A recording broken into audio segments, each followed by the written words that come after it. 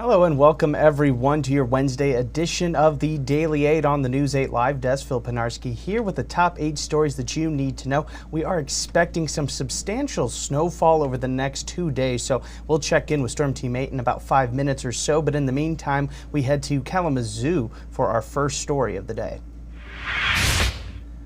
4 people were injured in a shooting that took place on West Main Street Tuesday night. The Kalamazoo Department of Public Safety said that the shooting was between 2 people who knew each other and that it was not random. The 4 victims were all treated for their injuries. Police say that they weren't life-threatening. No arrests have been made at this time for the shooting. KDPS is asking for anyone with information to contact them at 269-337-8139.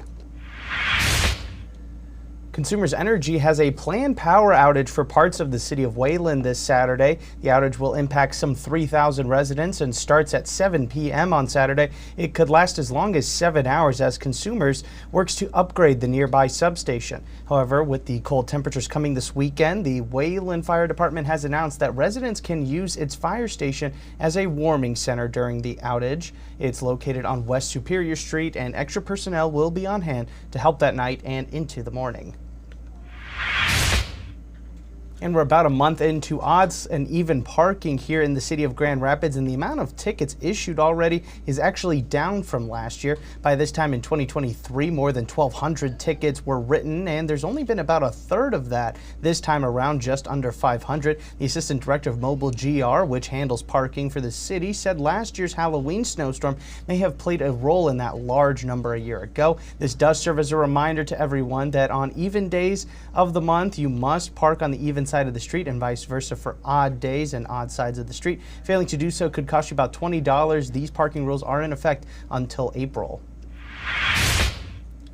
Woodland Mall has introduced a new policy that will impact who can enter the building after 6 p.m. on Saturdays. Starting this coming Saturday, anyone under the age of 18 must be accompanied by a parent or guardian who is 21 years or older. Those parents and guardians are also only allowed to escort up to 4 people at a given time. This comes as a response to concerns raised by shoppers and local authorities about unsupervised minors in large groups at the mall. This new policy is for now only for Saturday nights, but officials say it could expand, the hours could expand sometime in the near future.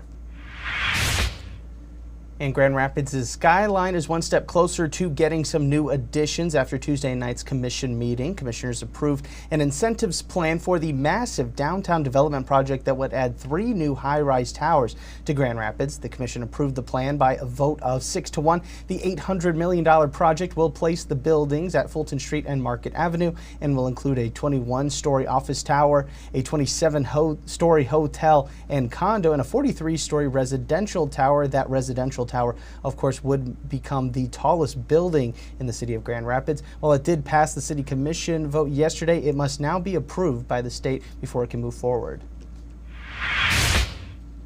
Ukrainians who now call Grand Rapids home are working to raise money for wounded soldiers receiving medical treatment here in the U.S. As war between Ukraine and Russia enters a 3rd year, Revived Soldiers Ukraine, a nonprofit, is working to provide medical care for those who have been injured in the conflict. Many have come to the U.S. as Ukraine can't provide some of the levels of treatment that they need. Those in Grand Rapids looking to help are hosting a gala later this month to help fund these treatments, and there are ways that you can attend or help in another way. Just look out for our story over on our website, woodtv.com. And like I said, we're expecting a lot of snow over the next 24 hours or so. Let's get a look at the weather that we can expect. Here is Storm Team 8 meteorologist Sarah Flynn. A winter storm warning officially going into effect at 5 o'clock this evening. A winter weather advisory for your counties east of 131, all of which will last until 1 a.m. on Friday. First snowflakes we could see around that 3 or 4 o'clock hour. Even some mixing may take shape because of temperatures in the mid-30s, but a quick transition to heavy blowing snow as we move overnight. A true lake effect event starts to take shape into the early morning hours of Thursday and continues throughout the afternoon. At times, whiteout conditions are possible thanks to those winds. And again, some of those snow totals will be quite significant. West of 131, we're looking at pockets of 5 to 8 inches. Want to give you a check at those wind speeds. It's breezy today, and it will be breezy as we head into Thursday. Top wind gusts at the lakeshore near 40 miles per hour, inland closer to 35. The weekend looking mostly dry, a little bit warmer into next week as temperatures rise into the low to mid 40s. That'll actually push us in the direction of seeing rain on Monday and Tuesday rather than snow. The next chance for a few flurries develops on Wednesday. Thanks, Sarah. And while some people, mostly me, aren't looking forward to the snow, it really does set the scene for the holidays, and you can get even further in the holiday spirit with the help of the West Michigan Guide. There you will find a full list of parades, tree lightings, concerts, and other winter festivities to check out through the new year. And we have also broken them down by location to make it even easier for you to find the one that works best for you and your family. You can find the full list right now inside the West Michigan Guide over on woodtv.com.